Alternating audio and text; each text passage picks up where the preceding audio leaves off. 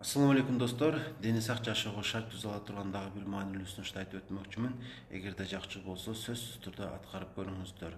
Эс тарткандан тарта баарыбыз эмгектенүүгө адаттанабыз. Жада калса окуучулар дагы мектепте мугалимдин, үйдө ата-эненин айтканын кылып кандайдыр бир иш аракеттерге барышат. Ал эми жашыбыз улам өдөлөгөн сайын жоопкерчилик андан беш-бетер артып, көбүрөөк эмгектене баштайбыз. Тирүү турганда иштөөгө эмне жетсин. Бирок мен сиздерге дагы бир нерсени эстетким келет. 365 күн болсо, бир жылда ошол 365 күндүн баарында иштейбиз. Жада калса, эс алуу күндөрү дагы үйдөгү бүттөй элек иштерди бүтүрүүгө аракет кылабыз. Бул биз үчүн, үй бүлөбүз үчүн, карьерабыз үчүн, жана дагы башкалардан калып кетпеш үчүн жакшы албетте. Бирок ден соолук үчүн жакшы эмес. Андыктан анча-мынча эс алууга дагы убакыт табууну мен сунуштайм. Бир айда 30 күн болсо, ошонун бир күнүн эс алууга арнаңыз. Кантип өткөрүү керек ошол бир күндө? Ошол боюнча айтып өтөйүн. Албетте, кээде эс алганы тоого барабыз, айрыкча ысык убакытта. Бассейнге барабыз, алысыраак жерлерге барабыз. Бул дагы жакшы, бирок эс алуу күндү үйдө эле өткөргөн жакшы. Анан эс алуу күндө баары эс алыш керек. Үйдө канча адам болсо, жаш кары дебей.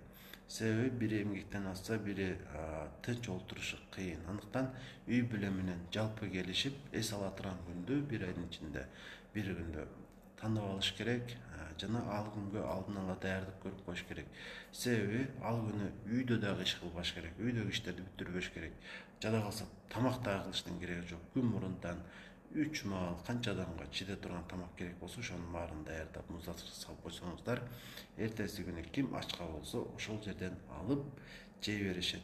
Эрте менен дарбазанын күлүчүн ичкерден куттайсыздар, сырттан келгендерге жооп бериштин кереги жок, жок экен деп кете беришет.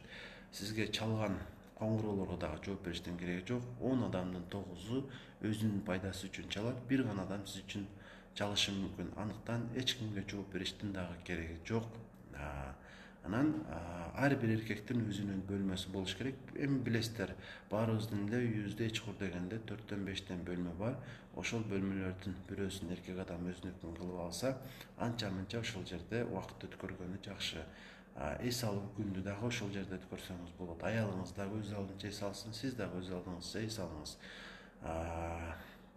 Эрте менен ойгонгондо дароо эле туруп кетиштин кереги жок. Уйкуңуз кана эле экен десеңиз, кайра жатсаңыз болот. Анан саатты дагы карабаңыз. Саатты бир гана максатта намаз убактысында өткөрүп жибербеш үчүн гана карасаңыз болот. Анан өйдө да айтып өттүм, эч нерсе кылбайсыздар. 2 литрдей суу коюп койгонуңуз жакшы болот башыңызга. Себеби уйкудан турганда көп нерсе суу сап калышы мүмкүн. Оозубуз кургаганын чаңкоону кетириш үчүн суудан жутуп, кайра уйкубуз келсе, кайра уктасак болот. Анан эч качан аянбаңыз. Түш болуп калды, башка болуп калды дештин кереги жок. Мерез адам 2 зыянга учурайт. Бирөөсү кедейлик, экинчиси ден соолуктун начарлоосу. Ушул 2 зыянга туш болуп калбаш үчүн бир күндү өзүңүзгө арнасаңыз болот. Анан дагы бир айтып коюшум керек болгон нерсе, албетте иштен сырткары дагы биздин кандайдыр бир ниеттерибиз бар, пландаган нерселерибиз бар. Ошол пландарды дагы эс алган күнү ойлонбойсуздар. Аны эс алууну эс алуудай өткөрүш керек. Кимдир китеп окугусу келет, кимдир телефон чукуласы келет, кимдир дагы бир нерсе кылгысы келет. Андыктан үйдө болуңуз жана өзүңүз каалаган нерсе менен алектениңиз. Канча уктагыңыз келсе уктап алыңыз. Канча уктагыңыз келген тагдырда деле 10 саат, көп болсо 12 саат укташыңыз мүмкүн. Калган убакытты өзүңүздүн ошол кызыктырган нерсеңиз менен өткөрсөңүз болот. Менин сиздерге жеткиргим келген сунушум ушул.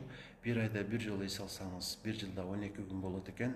Негизи кээде ооруп дагы бир кайсы бир убакта 10 күн жатышка туура келет. Ошол 10 күндү сөзсүз ооруканада өткөрбөй, үйдө өткөрсөңүз жакшы болот.